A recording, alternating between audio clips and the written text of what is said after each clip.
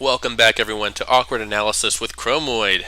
This is a series where I look at some entries from, or all the entries, hopefully, from the tournament Tank Wars that I'm running right now, and review them in my most bumbling and awkward of ways. So, without any further ado, let's get into it. This is Slugfest, submitted by Nobidex, or Nobidex, however you like to be called. And this is already stirring up quite a controversy. Well, not quite a controversy, a little bit of controversy, some salt, maybe a little bit of hurt feelings, mostly from the people who's faced it. Because, let's be honest, it's very, very strong. And I know you're looking at this going, that's a stick with a gun on it. Please explain, Chromoid. And I will in a second. But first, let's take time to appreciate the sheer cheekiness of this spawn stick. Light blocks, sub-vehicle spawners, and balloons.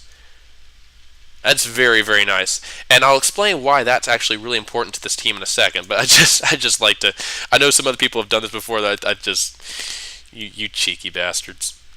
You cheeky devils. Thank you for exploiting every last thing that I leave out of the rules. It's fine, it's a spawn stick, it's not going to hurt anything, but... that thing has to cost, what, 10,000 material, 2,000 materials on its own? Oh, jeez. Anyway, let's look at these real quick, just so you know. I think there's 12 of them. I'm going to look real quick. 1, 2, 3, 4, 5, 6, 7, 8, 9, 10, 11, 12. Yeah, there's 12 of these things, and they're identical. So I'm only going to review one and then explain the premise behind the whole team. Now, if you've seen the fight, you'll pretty much already understand where I'm going with this, but bear with me. The Slugfest is made up of 12 of these slugs. I'm going to go ahead and do this. Watch the spawn stick just sail gracefully into the sky. Yeah, that's interesting. They look almost like roadsters, like really long, steampunk, Redshift style roadsters. I haven't actually watched the movie, but I've heard it's great, and I've seen some of the vehicles from it. They remind me of vehicles from Redshift. If you don't know what that is, go look it up. It looks amazing. I haven't watched it, but it's cool. They're very sleek. They're very cool looking, and they look really awkward at first glance. If you look at them, it's like how is that going to turn? How it's like going to roll the moment it tries to turn, right? Well, let's take a look at them. Turn on my handy dandy tooltip here. You've got power wheels all throughout it. I've looked and I don't see a single turning wheel, which makes me suspect, I have yet to find it because everything is doggone it, Nobidex, you colored everything black. It looks great, but it's hard to do a review on something that's black. You can't find anything in here. Anywho, these tanks, I think, use tank steering. We've talked about this before. Basically, they're all power wheels, and it turns by having one set reverse and the other set move forward, depending on which direction it wants to go. Say it wants to go right. These wheels on the right will start turning backwards, which will make it spin in place to the right. The wheels on the other side will keep turning forwards, and that's pretty much all there is to it. It makes for a very tight turn radius. It's very efficient. It doesn't let the tank slide as much as if it's using the traditional car steering that most people use.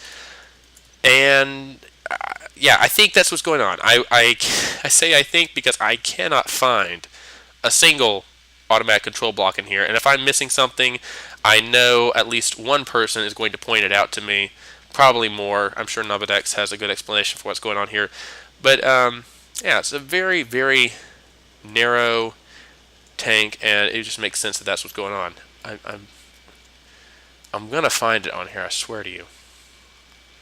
Why did you have to color everything black? Ah! You frustrate me. Okay, we'll get back to that in a second. I might just split the video and show it to you in a minute when I figure out what's going on. But we'll look at the rest of this right now. Right here we have an origin block to make sure they spawn off the spawn stick. As you can imagine, the center of mass is way up in here, and if he didn't use the origin block, they would be spawned halfway through the spawn stick. Since it's made of light blocks, it's probably not such a bad thing, but the sub-vehicle spawner will definitely get stuck in there, and probably some of the balloons as well, so it's just not a good idea. So we've got the front end pointing off of the spawn stick with this origin block. Very good idea. And essentially the rest of these things is just gun. It's just a huge gun on wheels.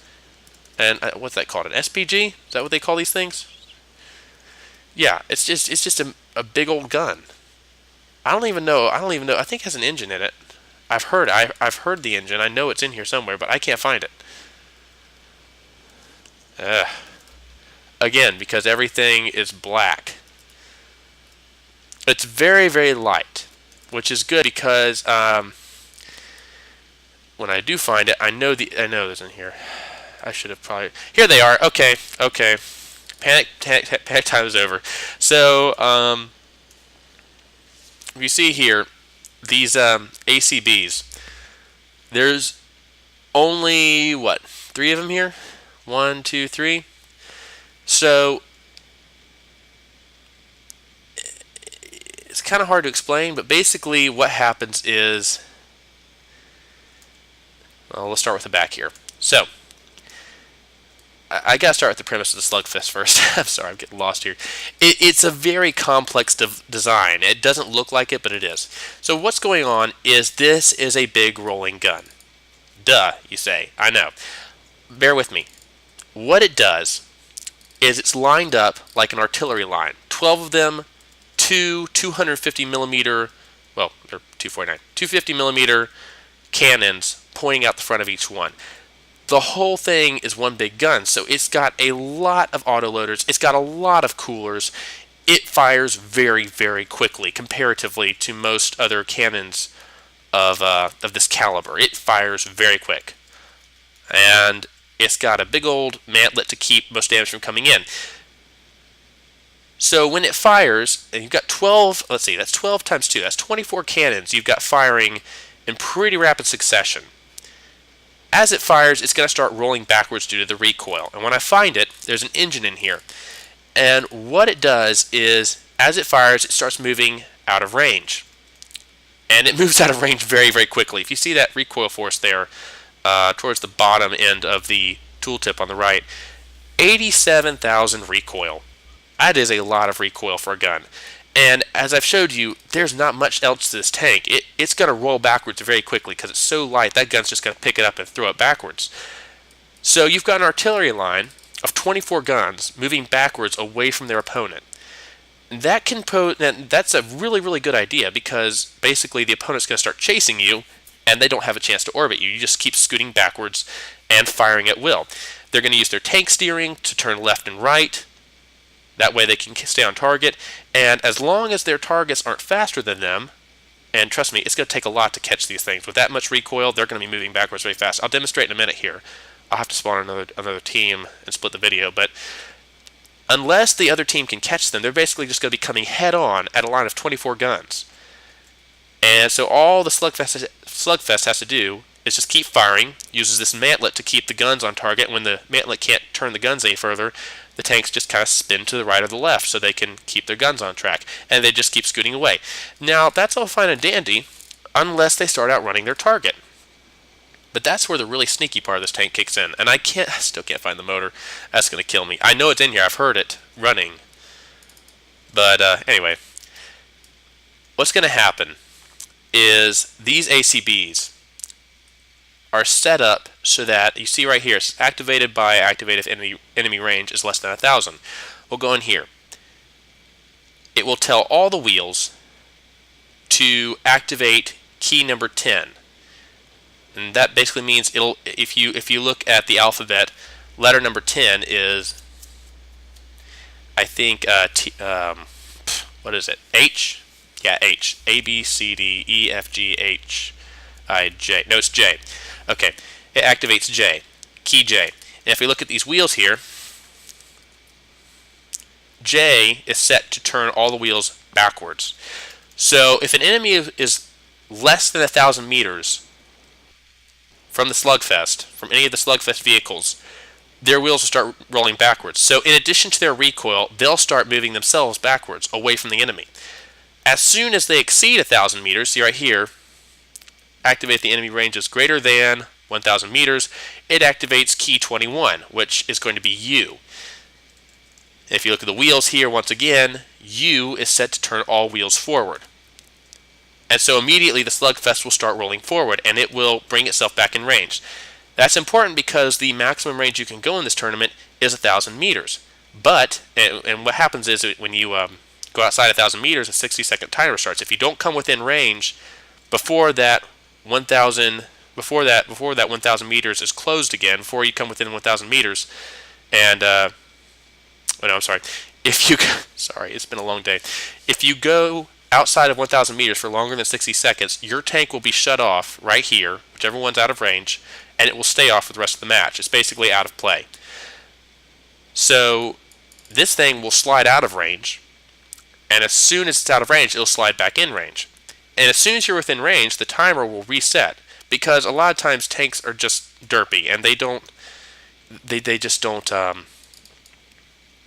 tend to stay in range very frequently, especially fast ones. They just scoot out of range constantly, and they'll end up accruing a lot of time if I don't reset the timer. So this is where the controversy for this team comes in. I set the rules the way I did so that they would, it'd be fair to fast teams. You could build some teams with some fast tanks, and they could scoot outside of range every once in a while and not be penalized for it by, you only get 60 seconds. Every time you go outside, you're wasting extra seconds. They get their timer reset. The timer's just there to make sure you don't stay outside of 1,000 meters for too long. This tank pretty much abuses that. It keeps sliding in and out, and the timer resets constantly, so it never is out of range. It's never going to be shut off, and it just basically stays at 1,000 meters constantly and sprays you with 250 millimeter shells. And I wish I could tell you what kind of shells it uses, but like everything else, the ammunition loader is pitch black. So I can't find an engine in this thing. I can't find a shell in this thing. But I think if I remember correctly from the battle, they fire heat shells. And I can't find anything in here. Anyway, that's where it's a very, very clever design. It's honestly, it's very cheeky, and I think, you know what? I think it's good. I think it's, if you can find a way to make this work, and the rules allow for it, bravo to you. I think this is the only team that has actually used this technique, and it's very much a one-trick pony. If the Slugfest comes up against a team that is either faster than it or more accurate than it, it will very quickly lose. That's my opinion anyway, especially to missiles. Because while it does have this huge mantlet here, which has a lot of armor and health, everything else is metal and wood. And a missile or a cramshell coming down on top of this is going to absolutely destroy this thing. And I'm pretty sure it fires heat shells. So, yeah. It does have ejectors in it, I think. Oh, there it is. I've been looking at the engine this whole time. There's an engine right there. It's literally a cylinder with an injector and an exhaust pipe that, I don't even know where it goes. I think it points down out of the tank. So I guess every so often, and there's I was looking for you. Okay, so no, it doesn't actually fire explosive shells or heat shells. It fires solid shells. So you can't even make it explode. That's just devilish. That's just really, really devilish. What are you... Okay, 943 meters per second. So not only is it, does it say 1,000 meters away from you, it fires shells at the speed... It basically the shells cover the range it's trying to keep from you. It's at 1,000 meters from you. It fires a shell across that 1,000 meters in a second. So it's got very, very good aim. And these shells do 8,000 kinetic damage with 40 armor pierce. Now, 40's good. We've seen better, we've seen worse, but oh my gosh. This is brutal. Again, like I've said, it's a one-trick pony. If you can flank it, if you can get a tank around the side of this team, you're going to do all kinds of bad things to it. First off, the AI is going to probably freak out. It'll unless it's got a prioritization card, which I bet it does. Because, yes, Nobidex is the kind of person to not let anything slip by. Wow. So, yeah, basically the closest range thing is going to be targeted first. So, even if you do get around it, they're going to switch targets to the closest thing, which will probably be the flanking tank. It's going to go after the thing with the most speed, and, well, everything else is standard, as far as I can tell. But, my goodness. This is a very, I'm not going to mince words here, this is devilish. I told you, I mean, I know they don't look like much, but they're very, very, evil tanks. And I just gotta say, props to you, Navidex, for making these. I would not be confident going up against this in whatever I chose to build if I actually built something for this tournament. These are terrifying. That's a lot of guns. And if you haven't seen the video for Slugfest versus who was it? Yeah, the turret syndrome. You should go watch it for a demo of what these things do. I'm going to fire off one of these right now so you get a little idea. But trust me, it's nothing like the full broadside. So let me get this here. And we'll just show you what happens when you fire these. Just watch this recoil.